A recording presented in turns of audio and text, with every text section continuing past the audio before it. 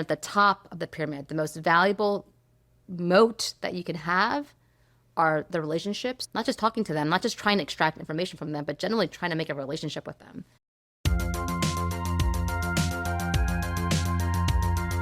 Hey, Karl, how's it going? Things are going great, Erum. Do you realize we're very close to 200 episodes in this podcast? I don't even know. I don't even know how this happened, but it's happening. And look at us just chugging along. I guess it means we're very stubborn people. Yeah, but you know what? It also means that there's a lot to talk about. The podcast is called Grow Everything. And in the world of biotechnology, there's so much going on. And we've just been busy in it, grinding away, driving all these initiatives, doing all this work. But I think we need to just take a minute to chill. Yeah, so what we're going to do in this episode is we're going to interview each other the way that we interview our guests. And the goal isn't to tell us our life stories chronologically. The idea is to let each other ask the kind of questions we normally ask our guests so that people can see where our perspectives come from. Yeah, that sounds like a great idea. And a lot of this also stems from, I've been getting warm introductions to people who've been asking about what was your career path, especially like younger people or people that are transitioning out of the corporate environment into a startup environment, vice versa, just wanting to hear different playbooks, decision making, scenarios. And so rather than taking another 25 meetings, it's more like, okay, let's just have this conversation. And I promise you it's going to be so much fun. And I'm so excited because, Karl, you have such a very interesting background. What people don't know about you is that you were on the road to becoming a doctor, which I think happens to some people. You know, they see that it's a career that maybe at the time paid a lot and it's like prestigious. What made you walk away from becoming a doctor? To be honest, it was what was going to happen and what has been happening in the world of biotechnology.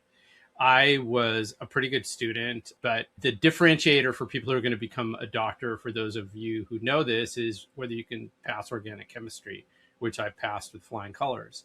But after I started learning about what was happening in the world of biotech, I was like, I don't want to be a doctor. I want to work in that. And I also wanted to be a writer. So those two things, that interest and love of biotech and my love of being a writer, really were what led me to this career. But let me ask you the question, Erum. What was your first real exposure to healthcare or biotech?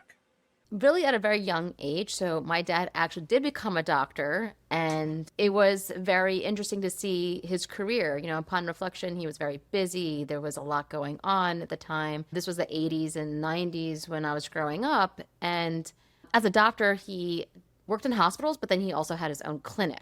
And, so basically he's an entrepreneur doctor because you have to manage everything. But he also had to make a lot of decisions on what pharmaceutical drugs to prescribe patients. And this was the heyday of when pharma companies would wine and dine doctors. They would do everything they could to have doctors prescribe their drugs. And growing up in that environment, one of the things I say is that Pfizer paid for my childhood because we would get all sorts of incentives, like tickets to games. I saw so many like baseball games, the hockey games, like the Stanley Cup, like there's major games, Broadway shows, amusement parks, museums, everything. And then obviously all the swag that they would make. I remember Augmentin, like I would have like all this Augmentin swag that my dad would get. And it was wild. It was so wild, like upon reflection. But like the craziest thing was, and I forget which pharmaceutical company did this, they flew my dad and our whole family, and I could bring one friend from Philadelphia to New York City for like an all expense paid weekend that include gift certificates to FAO Shores, 2 Broadway musicals, dinners, everything. My friend was like, "Who are you?" And I'm like, "My dad's a doctor. I don't know." I mean, doctors are awesome. And I was just like, this is insane. So I was like, okay, there's stuff going on in biotech. I got to pay attention to this. Yeah, I don't think they do that as much as they used to. The laws have changed, and they have to be very transparent about the gifts, if they give any at all. And even the idea of giving doctors samples of medicines, I think that has really changed a lot. So it's really congratulations to you, and thank you, Pfizer, for helping Erum become the person that she is today. Oh man, I wish they sponsored us. But Carl, I know from your experience in your past, you didn't just stay in the United States. You actually had a year abroad. You went to Europe, and would love to know a little bit more about what that experience was like, and what did it teach you that school never could? So I actually had two stints abroad. I lived in Switzerland in high school when I was 15, 16. I lived in Lausanne. I went to school where I really focused on studying French. And that was really kind of my first exposure to the French language, something that I continue to study today. And then I also lived in Europe after college. I had a scholarship for studying German. And so I lived in Bremen in northern Germany for a little bit more than 6 months. And both of those experiences really taught me about being much more of an independent person, and also how you need to make choices that allow you to do things. If there's something you want to do, you make the choice to do it. When I was in Switzerland, I was on a skateboard team. I auditioned and got on the skateboard team. So I was able to tour all over Switzerland, something that I don't think I would have been able to do anywhere else because it was really easy to get around on a train and I was with a bunch of other kids. And so got to know that country that way. And so that also really kind of ignited this love for travel in general. But I think more than anything, and I think you learn this from skateboarding too, it's like you try again until you get a trick down. And I think that that was something that I really learned from being abroad. And I think that's really translated into the way that I work and the way I counsel people in terms of like, if you don't get it right the first time, you can always try again. But Erum, you also lived abroad too. You lived abroad for like more than a year. Where did you live and what did you learn from that experience? Yeah, I lived abroad a couple times. I lived in India after I got married for a year, and then I lived in Malaysia. But the crazy thing was, when I was in Malaysia, I was working with a startup that was creating a carbon nanomaterials from carbon emissions. And we got accepted into this program by the Unreasonable Institute, where they collaborated with the Semester at Sea program. As if you're familiar with that, it is like a college program or high school program where students can travel the world on a cruise ship, and there's like a education program, but they're just traveling the world. So this is basically an accelerator program on a ship that traveled around the world. And it was insane. I joined for the second half of the trip. The whole trip started, in California. Then I went to Hawaii, Japan, and went down Southeast Asia, India, then to South Africa, and that's where I joined in Cape Town, and then went up the coast of West Africa all the way up to Barcelona, where it ended up parking, and that was the end of the cruise. But then there was extra trips that happened towards the end because there was a lot of momentum that the Unreasonable team got, that the companies that were a part of this program got, that we had to leverage. And so we had another extended trip to the United States. But it was amazing. And I have to give so much credit to the team at the Unreasonable Institute, Daniel Epstein being one of the leaders of the group. They brought together some mentors that were incredible. Like Archbishop Desmond Tutu was on the ship, and I would have lunch with him and talk to him. Like a prince from Saudi Arabia, Prince Fahad Al Saud, people that worked in Silicon Valley, early days were also there. And then we also worked with the students who basically served as like interns for us. It was just, can't believe that happened at all, but what a crazy experience. You're like building a business, you're on a ship with other entrepreneurs, like they all had a social impact angle. So everyone was trying to navigate this tension of trying to do good in the world, but also have a business, like an economically viable business, and being able to share notes and learn from mentors. And then we would dock into different cities and go and talk to local businesses, but also engage with the local tech and entrepreneurship ecosystems in Cape Town, in Accra, in Barcelona, all those places that we would dock. And it was wild, but definitely taught me a lot about entrepreneurship and what that means. I know whenever you talk about it, I'm just blown away. It's like one of those things where I'm like, Erum, you did that? Wait, what? Yeah, it was pretty bizarre. And, they paid for it too, so that was good. So it really enabled people that were truly doing some incredible things to come together. So what I learned a lot during that trip was about entrepreneurship. And I was thinking about advanced materials and how to industrialize. And for me, this was actually the first startup that I joined. So this was a big, exposure to the entrepreneurship world. And again, a non-linear path. All this stuff just happened. And it reminded me a little bit about the path that Vishaal Bhuyan of Anika took. I mean, he's not from the world of biotech. His whole background is in the world of like finance and insurance. And he met Ellen and heard Ellen talk about biology in such a way that inspired him to create something new. He looked at biology and a new business model. So let's take a second to hear from Vishaal Bhuyan of Anika Biosciences.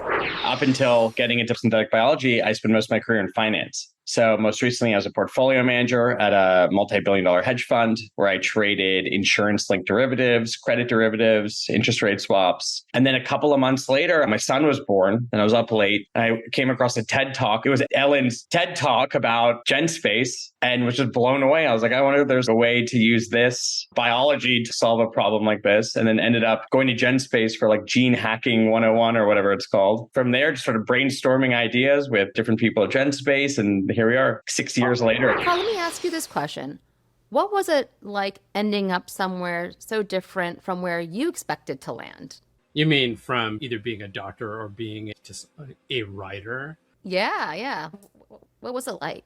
It's kind of a funny question because I'm a true believer that we are where we're supposed to be. And so the path was nonlinear at all. It's like I worked in restaurants. I worked as a glass installer. I had a lot of different jobs. But what happened was I worked at a consulting firm while I was getting my MFA after I already had my master's in biochemistry. And that really opened up my eyes to the world of communications. And so I kind of had a light bulb moment in terms of saying, okay, so these people are helping businesses communicate. Maybe I can do this with my knowledge of biotechnology. And so I kind of started putting two and two together, and that's how I ended up in the PR industry for 10 years. But I think that for me, I always knew I was going to run my own business. I was selling things when I was a teenager. I worked with a lot of small businesses, so I got to see what it was like to be a boss as an entrepreneur and how you grew that. And so I think that all of those things came together. After being in the PR industry for a while, I realized it would be more interesting if I kind of defined what I wanted to do and how I wanted to help people. So that is very different from setting out to become a doctor or setting out to become a novelist that is just living off your novels. I think what we've been able to do with Messaging Lab is have a much greater impact. And same thing with this podcast. We know that we listen to people. Our listeners have changed jobs because of the things that we've done. We've had people apply to the Break into Biotech program at Genspace. Investments have been made based on the conversations we've had. And so the impact is also much different than the day-to-day of treating patients, which is totally admirable.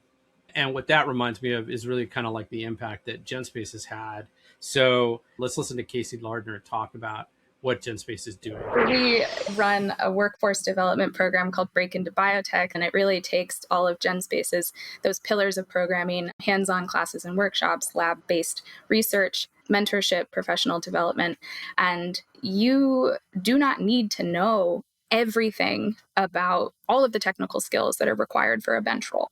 You need to know a basic language. You need to know how to communicate with a team in the lab. It doesn't matter what background you're coming from, because I'm not the first person to say this, but everyone is a scientist. We all know how to compare conditions. We all know how to test things. We all know how to take in evidence from the world around us. And so it's really not as big of a jump when you can create the right setting for it. So one of the things that we do on this podcast is ask a lot of questions. And so, Erum, I'm asking you a lot of questions. You're asking me a lot of questions. But was there ever a class or a professor or an idea from college that stuck with you? Oh, yeah. College was a wild time for me. It was so interesting. I went to undergraduate at Westchester University of Pennsylvania, and they had a very unique program in sciences. They had a forensic chemistry and toxicology program, which is why I went there. I was very intentional about what I wanted to do at that age. But that school is also known for nursing, education, and all sorts of different things, sports. And so it was really cool to meet all people that have different interests. And I met a lot of people just obviously living in the dorms or being around campus. And I also joined a sorority. And that was one of the most exciting things because you join, you make some friends, you have a fun time, but you're also operating an organization, right? It is a business. And I started seeing that, and I really realized that towards the end of my college career because I was really involved in the sorority. I was like the VP of academics when I was a sophomore, and then I became president of the sorority when I was a junior in college. And that being president of that sorority, you had a lot of responsibility. You had to make sure you were recruiting. You had to bring in money. You had to manage the money. You had a whole leadership team. And I loved doing it. I loved that whole, like the brand, getting people motivated and having team building. That's what I really took away from it. And really in my senior year, I'm like, oh man, should I change my major into business?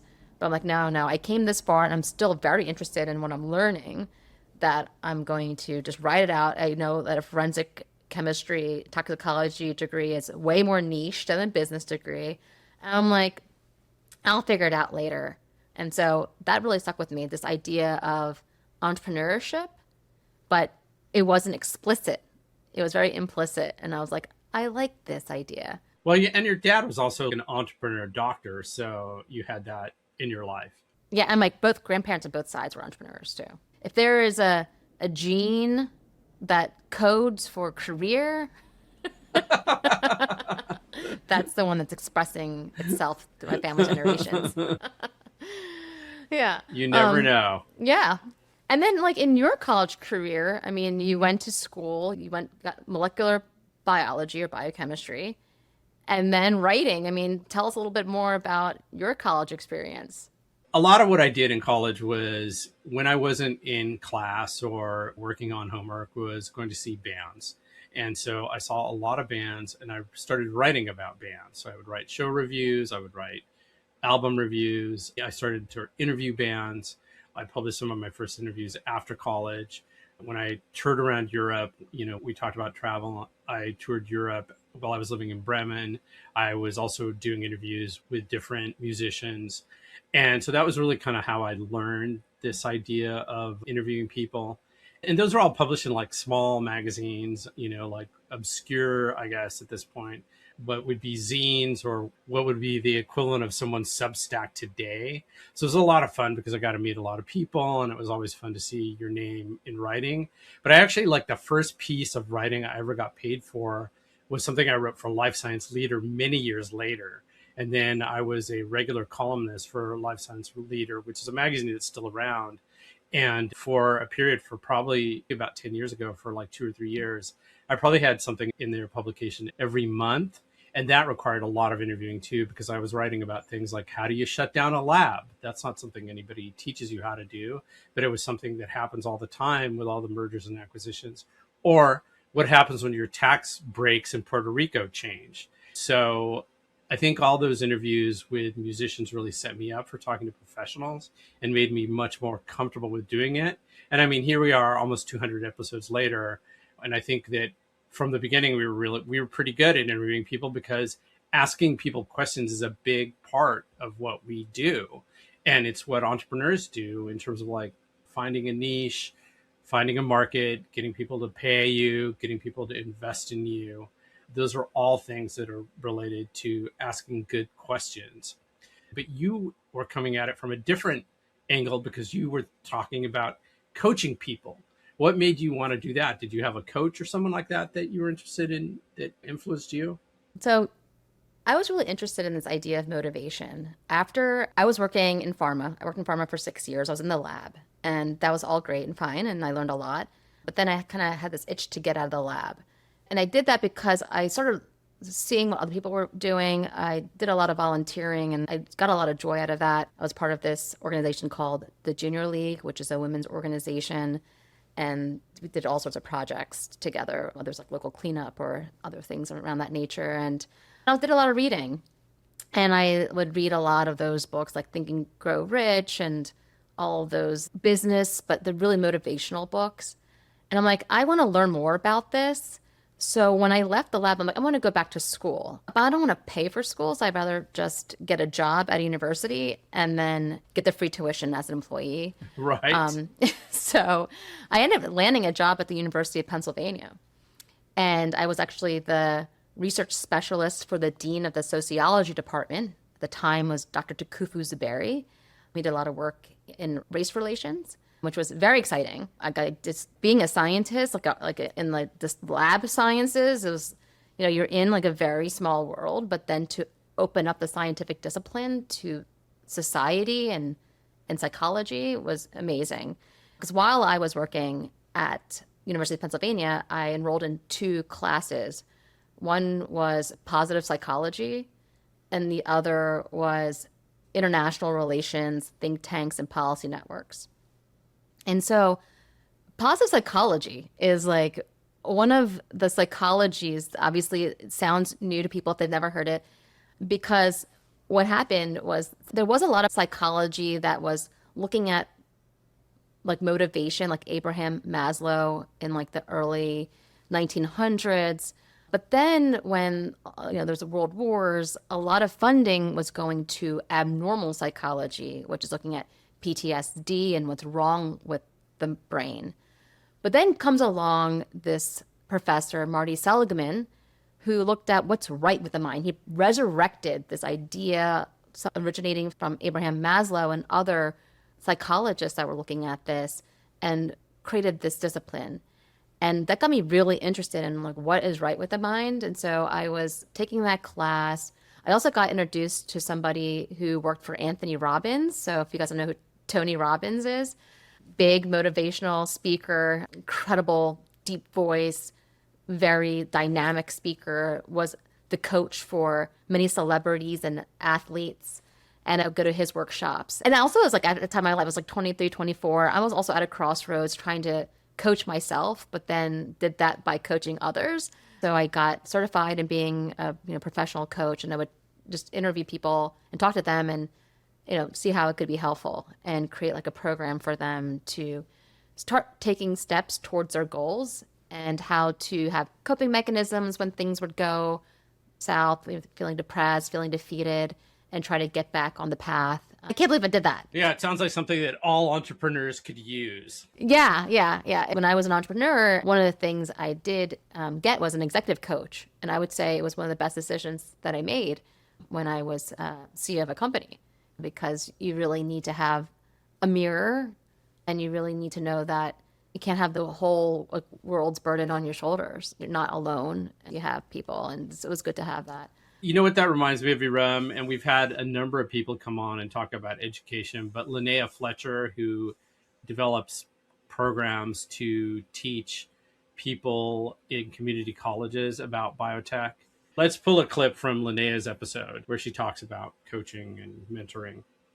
What's really interesting is we always talk about students working at the bench, but you know what? They don't stay at the bench. And actually, many of them don't even go to the bench after getting their associate's degree or advanced certificate. One that is very close to me is that my grant coordinator, she actually got a 2-year degree from me, and now she's helping me run these grants. She started off thinking she was going to do nursing. A lot of people think they're just going to do nursing because no one was telling her about biotech. So that's when she went over and tried to find out about biotech. And then she ended up in my program. And Cassandra was probably one of the most amazing students. She actually developed curriculum for cell culture. She developed a cell line that went from adherent to in suspension. And then now she's working with me on grants. It's a great clip from Linnea. So Karl, one of the things that I'm reminded of is when we first started working together, one of the things you flagged was like, I really like to work with people that work at restaurants. And you worked at restaurants. I've worked at restaurants. What did working in restaurants teach you that more conventional job wouldn't have? So just by way of background, before I worked in a restaurant, I had worked as a glass installer. So interactions with people were very limited. someone had a problem, you were there to solve it. People would walk into the shop, you would fix their broken whatever window, car, windshield, and you were done. And it was, maybe a few people during the course of a day. Whereas working in a restaurant, I worked as a waiter, you had to deal with people all day long. You had to learn how to read people's moods, because their mood and how you serve them would impact whether you got a tip or not and the size of the tip. And you had to learn how to work under like incredible pressure, because you're between the customer and the kitchen. So I felt like that all really made me much more able to work with people in ways that I was really ill-equipped before I'd worked in the front of a restaurant. You did it too, Erum. Like, what did you take away from working in a restaurant? What stuck with you from that experience?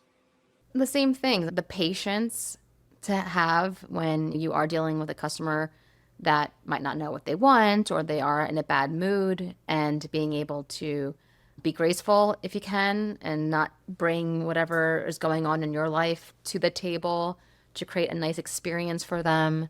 Because, yeah, working on tips, we were working in America. The actual paycheck was like $2 for the week, but so you needed those tips. And, a lot of discipline. I mean, you just had to. And none of it was intentional. It was just that I needed money. And so I had to have this job, and I had to keep it. And it was a job to get easily. And, you can make a mistake here and there and still keep it, because I first worked at Chick-fil-A for 2 weeks. Yeah. Yeah. That was when I was, I think, 15. So I was really young. And I was just trying to like get a job and like learn. And it just was not for me. Like fast food it's just so much more challenging. But then when I was in college, I worked at smaller restaurants, and it taught me camaraderie, because there are other waiters and waitresses that you're working with, the chefs, and they have the restaurant night, which is like on a Sunday night where like everyone that's working together can just go and hang out. And then you just got to know people. And yes, some people I work with were also trying to pay their way through college. Some were not. This is what their full-time job was. And it was great to talk to people from all sorts of backgrounds. Like we're all talking about the same thing. So it's like a great equalizer, I guess you can say. So definitely a lot of lessons learned. Yeah, I would say one thing about it too, that it gave me a lot more empathy, not just towards servers in restaurants, which I have a lot of. If someone does a good job, I'm going to give them a big tip, but just service people in general, which I think, in many cases, people take them for granted, and the world needs them. And I think what they do is really important. And I think they get dismissed, and that's unfortunate. We all learned something from the restaurants, but is there something from those days where things were a lot scrappier for you that you think is missing from industry now? Yeah, I mean, I think it's the patience, and then just asking people what they want very specifically. Just for sales, it's like taking an order and being like very polite about it, right? I feel like a lot of industries just over professional and sometimes lacks humanity. And it depends on who it is. I'm not trying to make a blanket statement, but there are times where, we're getting pitched and it's very transactional, where there's no niceties, there's no like talking about current events and just having that water cooler conversation. And I think a lot of that's missing. And even though in the restaurant we were serving food, which is still like a very humbling thing, I think that we could learn a lot from the service industry when it comes to working in B2B in the heavy industry. And if you've never worked in a restaurant, do it. It's something you could do for like 3 months on the side just to help a local restaurant and learn what it's like. You get very humbled, and that humility can translate to other business discussions, and the person that you're talking to can feel it. Like this whole idea of like being humble reminds me of a conversation with Dr. Glennis Mehra, who is now at Memorial Sloan Kettering. She was at Biolabs previously. And she talked about combating imposter syndrome and bringing humility and grace to her role. And let's take a second to hear from Dr. Glennis Mehra. I think particularly what I love utilizing is those analytical chops that I acquired through academia. I went to Columbia at a time where we had 3 Nobel laureates in my program. I come out of the neurobiology and behavior program, and there was a lot of FOMO. I think most of the students and postdocs had not just FOMO, but also imposter syndrome. I think with imposter syndrome, there's this tendency to not admit your own ignorance or the boundary of your knowledge, paired with an assumption that you need to know everything and you need to be able to do everything. What I try to bring to this role is humility and grace in terms of being very transparent with the limits of my knowledge and my ability, but also understanding the limits of the abilities and knowledge of other people. So, Erum, let me ask you a question, because we've been doing this podcast for almost 4 years and we've been working together longer than that. But what's a perspective that you bring to this work that you think I don't have? A lot. I was kidding. I was kidding. No, I mean, we're different people, right? We have different experiences. And I've had I would say, very structured entrepreneurial experience going through different programs. Like I mentioned, the Unreasonable Institute. I also facilitated these programs. I was a program manager for an organization called INK, INK, which was in association with TED Talks, and I ran their fellows program. And then also developed a program for a company called Mind Valley. It was called Project Renaissance, to create a tech ecosystem in Malaysia. And so a lot of structure when it comes to creating communities, and communities that are around entrepreneurship for good, right? Like, there's always that angles. Like, we're not just creating like e-commerce for like clothing, it's not that. It was always something to do with how are we solving the world's grand challenges, right? So I think that really helped create this perspective layered on top of an experience that I had being a part of a policy network. And this policy network is called the Emerging Leaders of Energy and Environmental Policy. It doesn't exist anymore, but when it was there, it was a policy network that was started by two think tanks, one in the United States called the Atlantic Council in DC, and another called the Ecologic Institute, which is based in Berlin, Germany. So it was this transatlantic policy network that looked at energy and environmental policy in both regions. And so that was really interesting, because they would fly us out to different parts of the world to learn about a very specific topic and learn about it from the people that are experiencing it. So these are called study tours, which was, incredible. And so I did a study tour in the US Southwest that looked at the relationship between energy production and water consumption.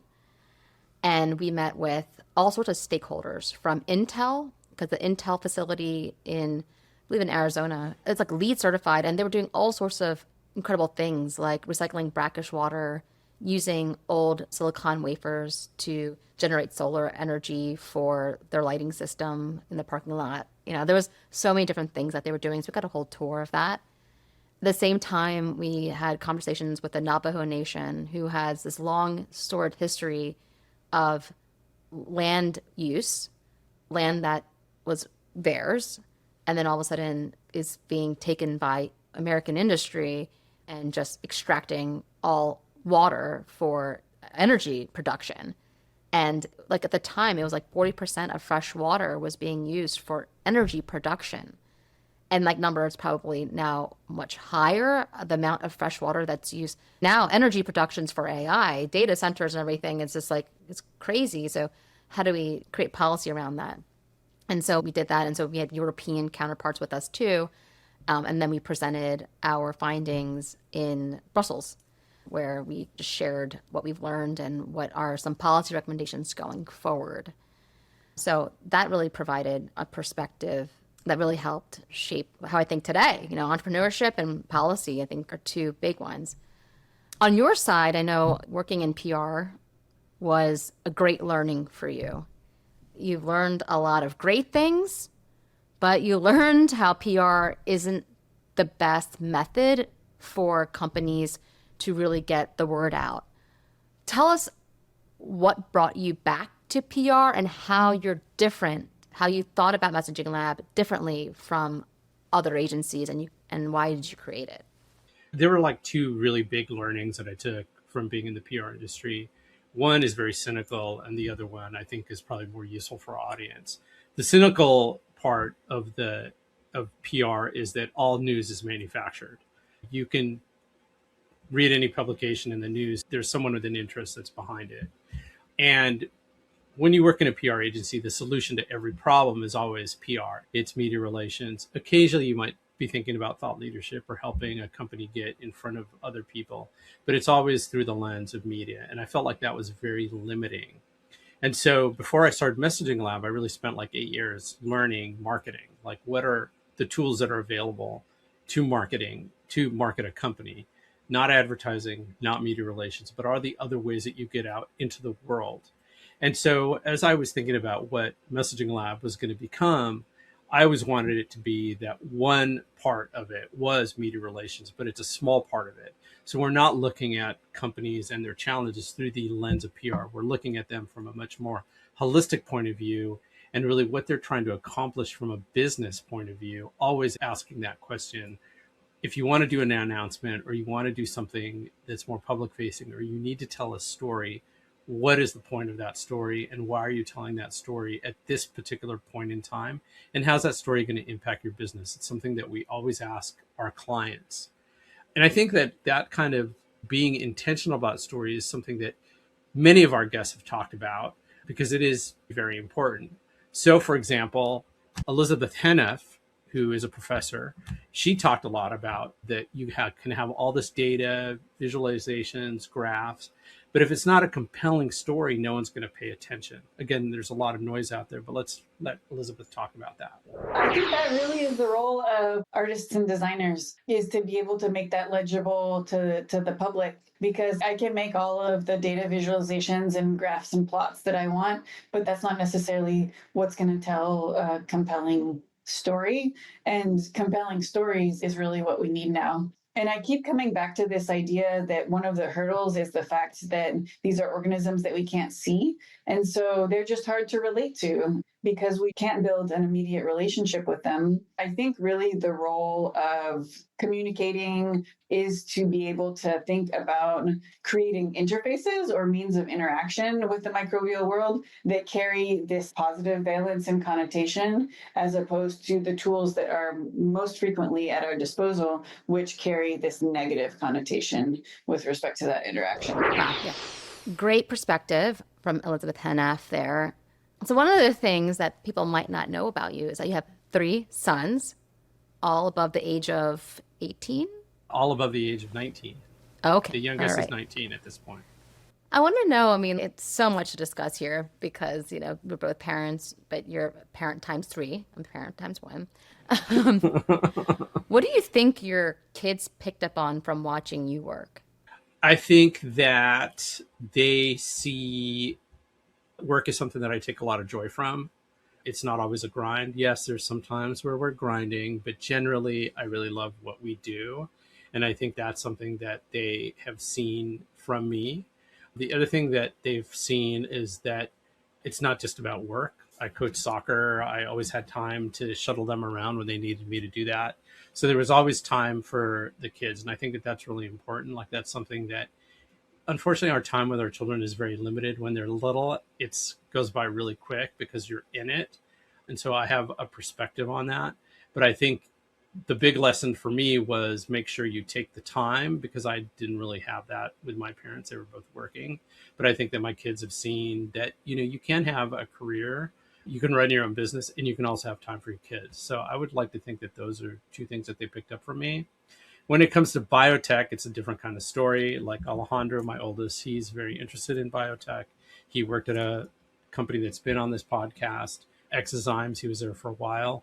And then Tomas, my middle son, says he has no interest in biotech at all, but he is interested in fluid dynamics, and that is very much related to the sciences. And then Felix has his own interests, and we have yet to see whether biotech is a part of that. I think biotech is part of all industries. He's very interested in infrastructure, and we are building a lot of biotech infrastructure in the world.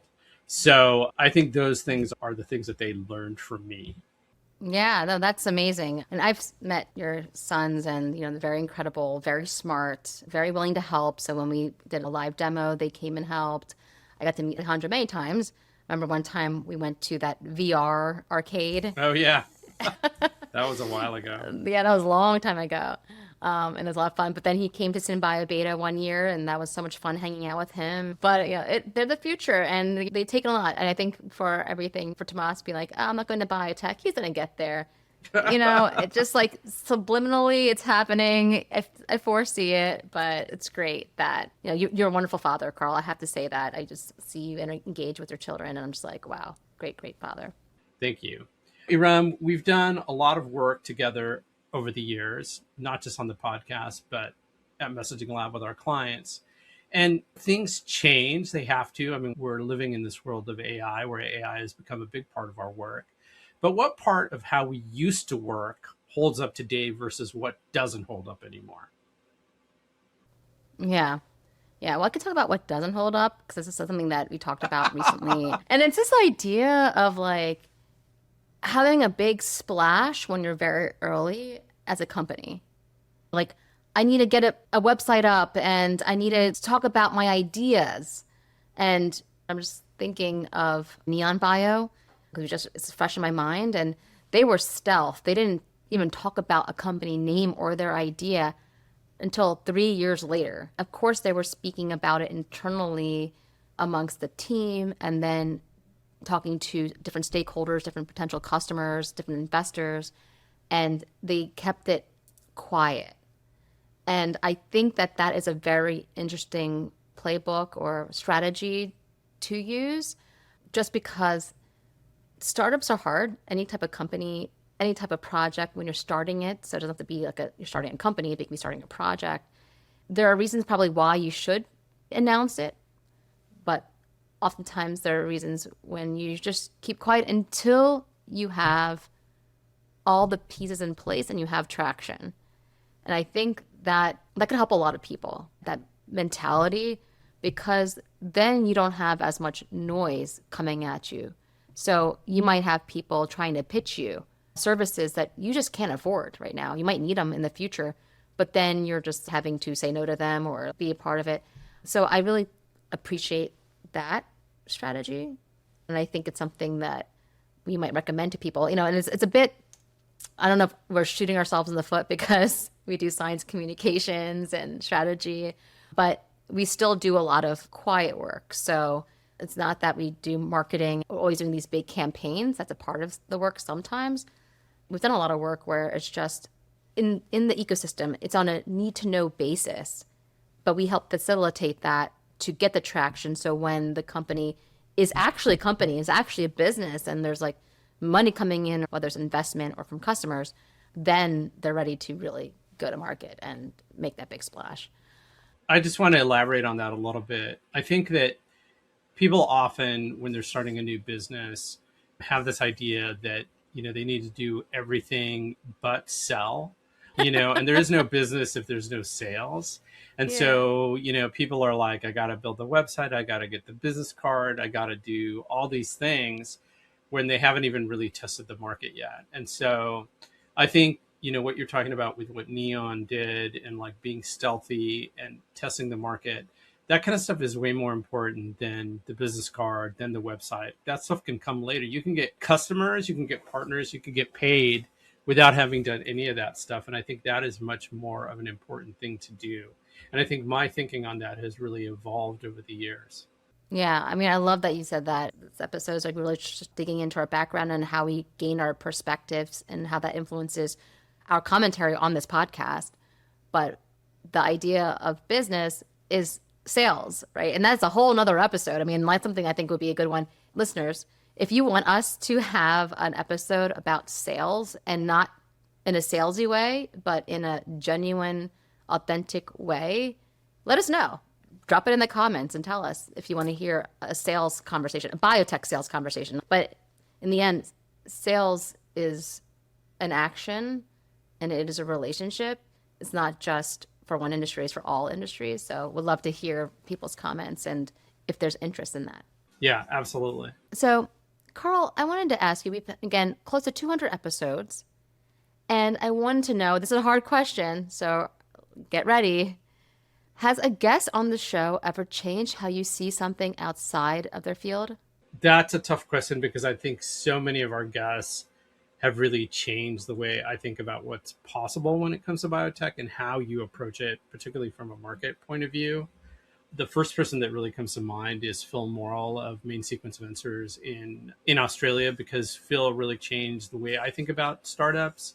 They really create these ecosystems as they launch the startup. So it might be a technology from a university and looking for the customer from the beginning, having that customer in place, and then funding that startup, and really thinking through what that entire ecosystem supply chain can be. And I think that that's something you could probably go back in our episodes, and there's a point at which we start talking about orchestration a lot more. We have always talked about how important the benefit of a technology is over the technology itself. And we do hear our guests say that over and over again. But I think Phil is really the one who got me thinking much more deeply about that. So let's let Phil talk about that. We did not find a great founder exclusively and then just put them to work to build a company on their own in their own isolated environment. We knew that we needed to understand exactly how the supply chain works. And we knew we needed pull from a customer that would actually set the momentum very early on in the company's life. What we need you to show us is the sort of high fidelity plan for the future that we believe in for this company, that we can see where it's going to go. And then our risk capital should help get the company there. Erum, what about for you? Is our guest whose story either mirrors your own story or really changed the way you think about something in the field?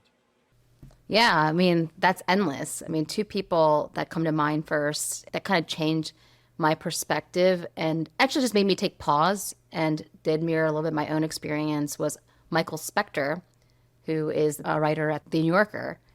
And he talked a lot about science mistrust and how society mistrusts science. And there's reasons why they should mistrust it because of previous experiences where the science wasn't really thought through very well. And then there were these adverse effects that happened, but that there is actually good science happening that's being ignored. And a lot of that stems from when people don't understand the science. So in our world of biology, biological sciences, there's bioliteracy.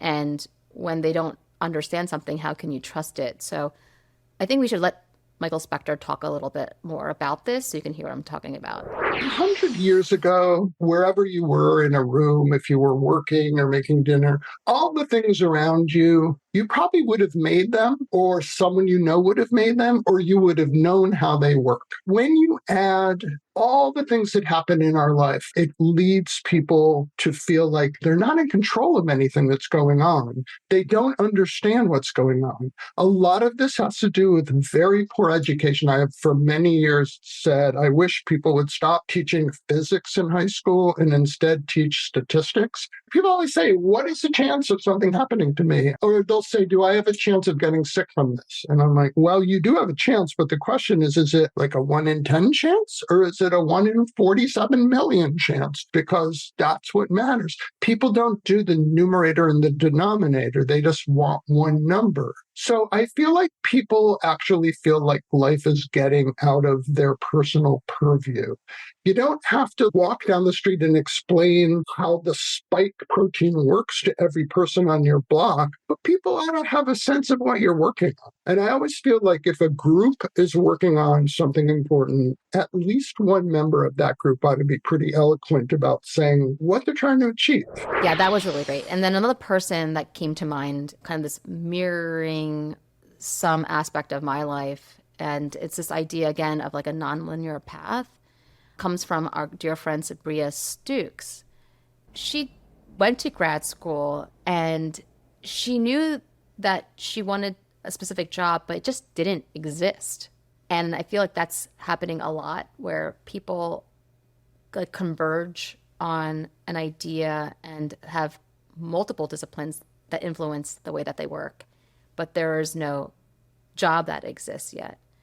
And so she couldn't look for a very specific title, but she had to find roles that challenged her to ask better questions about the world. Let's let Sabriya talk a little bit about her experience and how that has influenced her? I think the thing that helped most was having people who believed in me more than I believed in myself saying, I think this is a really interesting opportunity and you should really think about taking it. A thing that has consistently been one of my guiding principles, or maybe you could even say North Star, is wanting to do work that helps support people to ask better questions about the world around them, including myself. At each juncture, I was asking myself, how can I challenge myself in this next role, independent of the title, independent of the space that I was working in? How can this new role expand not just my skill set, not just what you see on my resume, but also like stretch my actual brain? When I was in grad school, none of the jobs that I currently have didn't exist. There was no master's in translational medicine program because I helped start that. There was no stellate therapeutics because that just hadn't been started yet. And so it wasn't even in my realm of thinking that I could possibly hold these titles or be doing this work. So let me ask you another question. What would you tell someone who's considering a big career change later in their life? Yeah, I say do it. My whole thing, is like, I just kind of say yes. Did you ever see that movie with Jim Carrey? It's called Yes Man. Just saying yes to everything. And not just like yes to everything. That's not really it. But an opportunity arises and you think it through and you're like, okay, if I do all those steps, this will be a great opportunity to fill. And so, kind of just take the leap and do it. And I think later in life, it's challenging because I've always made career changes, maybe after 6 years, like 6 or 8 years, I kind of have this cycle of change. And like, because it's all intentional, it's not like I got fired from pharma and I had to figure it out, right? Like I just had to leave because I'm like, my time here is done and I need to do something different to strengthen my own skills. And of course, you can talk to people that are on that other side. They're working in the career that you want to transition into, of course. I mean, that's an obvious thing, but to not be afraid. And, when I left pharma and started working at a university in academia, that's a huge pay cut. Huge, more than half of my salary was gone. But the trade-off was that I didn't have to do this huge commute to a pharmaceutical company, which was like a 50-minute commute for me. And I was living in Philadelphia, but now I was able to ride a bike to work. So that's cool. I didn't have a huge apartment anymore. I ended up living with a roommate, but she was amazing, and I learned so much from her. And I don't want to say downgraded. I mean, in many aspects, I upgraded my life by making that decision. But then I kind of started again getting to that salary and that pace eventually. But again, I think when it comes to career change, sometimes people think about money. And that's important for sure, especially later in life, because you might have a lot more responsibilities. You're still trying to want to contribute to your 401k. I hope a lot of people are contributing to their retirement savings. But it's to make that decision and say yes and go for it.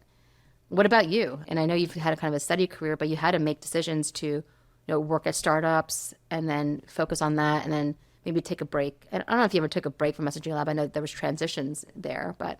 Yeah, I mean, it's like after I started Messaging Lab, I went in-house and then I did 2 startups along the way before this version emerged about 10 years ago. But I think what you just said about go and talk to people who are on the other side of it, I think that's very helpful because you're not alone.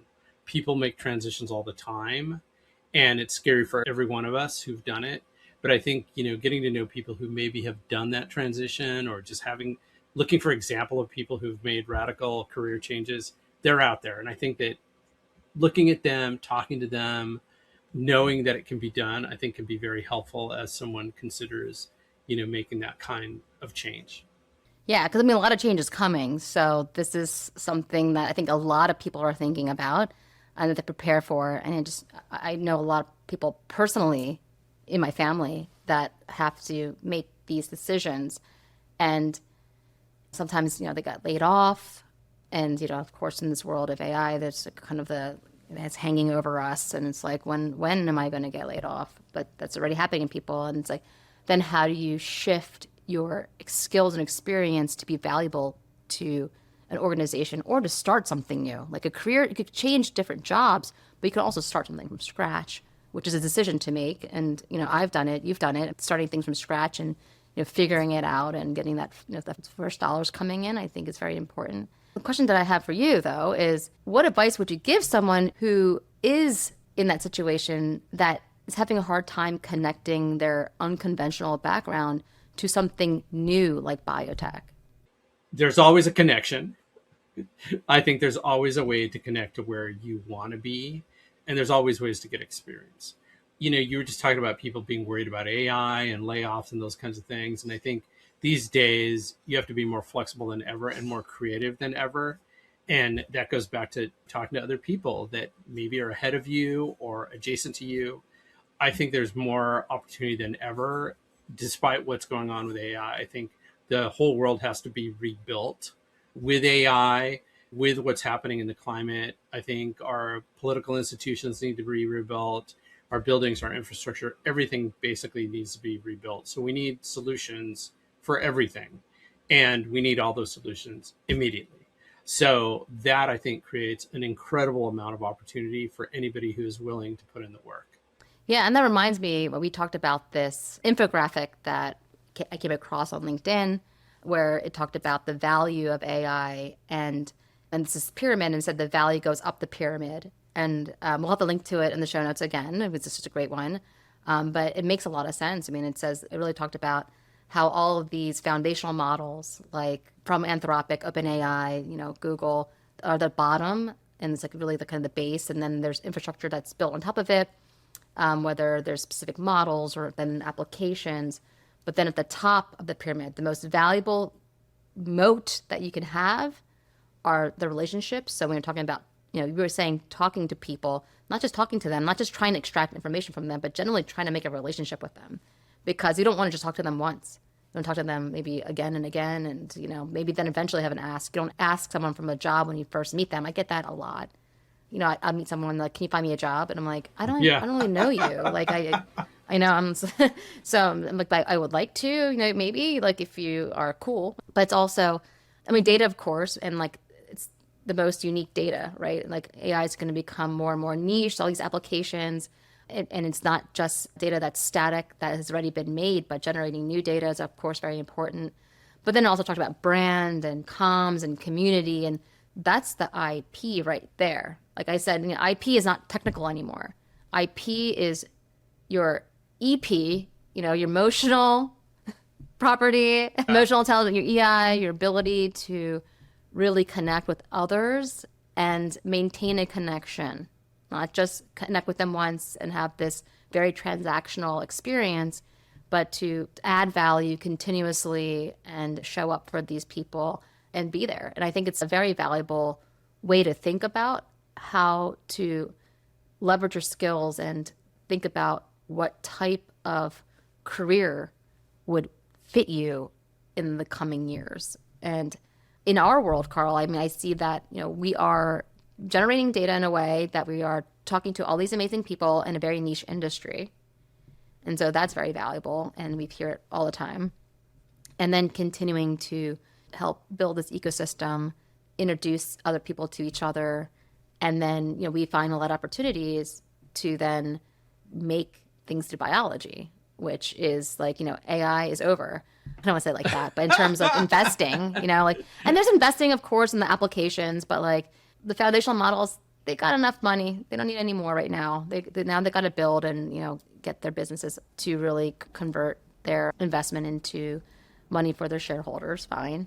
But there's a lot more to be done. I believe we will start seeing a shift from investors just pouring money into digital software tech into more physical, biological things, infrastructure, of course, physical infrastructure, to power some digital stuff, but also for everyday living.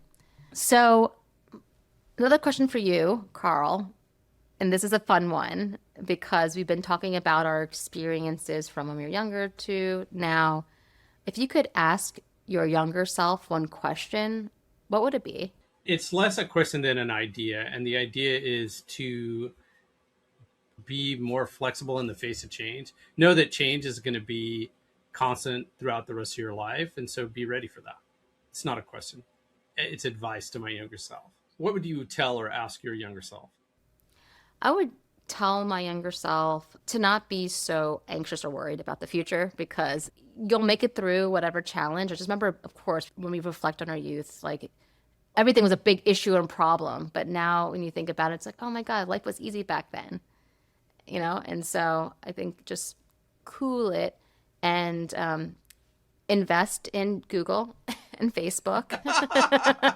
Apple. And then and Apple, put your money there, and then obviously maybe some sports betting, and then invest a little bit more into my 401k. I wish I did a little bit more heavily investing in that. I would have a little bit more in that account now. But yeah, kind of all the things you learn when you're older, you wish you kind of learned sooner. But now, Karl, since we do this in every episode, we have to do it again, is our quick fire questions. And again, I think I didn't read these in advance, so we're going to have to, this is pure response, okay? Okay, so let me ask you, what's the best piece of advice you ever received? Okay, yeah, this came from my executive coach. And it was like during a time in the business where there was a lot of challenges. And when you are a founder and CEO of a company, you just have ownership over everything. And that's what you think. Like, this is my baby. It's me, me, me. And when things go wrong, it's a reflection of you. And then when she told me, she's like, well, you are not your company. The company is the company. That took such a burden off my shoulders, because I wasn't 100% owner of my company. And I wasn't by myself. I had co-founders, we had investors. We were making decisions together. Like I wasn't like a tyrant that was just making all the decisions without consulting anyone. I was very open and listening, and I love feedback. One of the features of when I was a CEO was like amenable to investors, because they always want someone that's coachable. So I was very coachable. But that piece of advice where it's like, okay, you're not your company. You guys just have to make the best decisions with the information you have was amazing. What about you? What piece of advice have you received that was amazing? So this came through reading, and it was get out of the building. In other words, go out and talk to people about what you're doing. I felt like that was really important, because not only did it give me different perspectives on what we were trying to do, but it also forced me to talk to potential customers. And that's a big part of what we do now. You know, you have this network, you're expanding your network, you're getting to know people.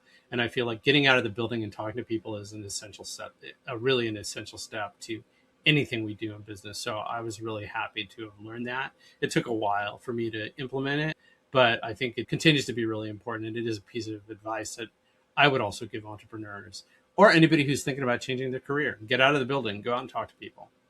Okay, Erum, final quickfire question. What's the through line of your whole career in one word? You said it best. For all the reasons that you just mentioned, that advice that you gave, I had taken throughout my career.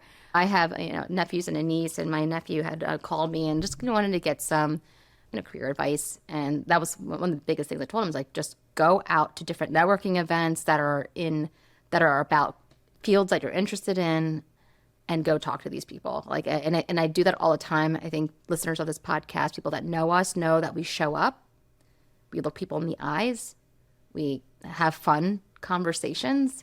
We are serious and professional in some regard, but then we also don't take ourselves as seriously. I mean, we're humans, and everything gets done when we collaborate with each other. And I would say that people have always been there for me and for my career as it shifted and changed over the years. What about you? What's your one word that's the through line of your whole career? Change. Being flexible in the face of change. I think I agree with you 100% in terms of like people, people are the key, but the world is changing. We change, we mature, or we become more immature. So I think that being able to just understand that change is that only constant, and being able to work in the face of that change, I think is really key. And I think that's been really a big part of my career. It's what makes me interested in what we do. It keeps me curious in what we do, and it keeps me connected to the people that we're around, keeps me wanting to meet new people, and I'm excited for where we're going. We've been talking to a lot of people across different podcasts, and we've come across this really great podcast called Smart Tea. Let's hear from them. Hi, I'm Arthia Sundi, host of Smart Tea, a science history podcast that tells the stories of the people behind the world's greatest discoveries. Join my co-hosts and I as we chat about scientists like Percy Spencer, the 5th grade school dropout who invented the microwave, or Frances Kelsey, who only got into grad school because her name sounded like a boy's, and then went on to work at the FDA where she prevented the thalidomide crisis in the US. If that sounds like your cup of tea, check out the Smart Tea podcast. Talk to you soon.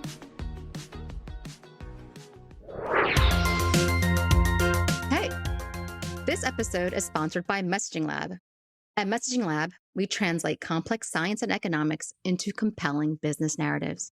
And we have done so for the most successful biotech-forward companies across pharma, agriculture, personal care and beauty, materials, and the list goes on. We're here to make sure your ideas not only get heard, but resonate with your audience. So if it's time to amplify your company's voice and elevate your business, visit us at messaginglab.com. Let's grow. Amazing. Amazing. Well, we hope to meet our listeners too, as we have different events coming up, which we will share with you.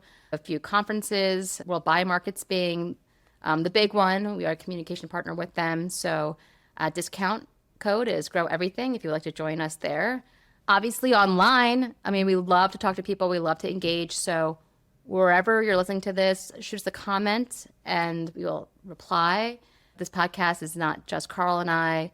We have Lizette on our team, the team at Amplify, which of course we always want to thank. We don't do that enough, but they are on it. They have their finger on the pulse. So if there's anything you want to ask, we're here for you. It's all about connecting. It's all about learning and talking. And here we are. No better way to do that right now than a podcast. Thank you so much for listening to this episode of the Grow Everything podcast. You can find us on all social channels. So subscribe, like, comment, and check out our Substack. We are publishing a lot of interesting content there, and we'll continue to as we continue to do the Grow Everything podcast. Let's grow.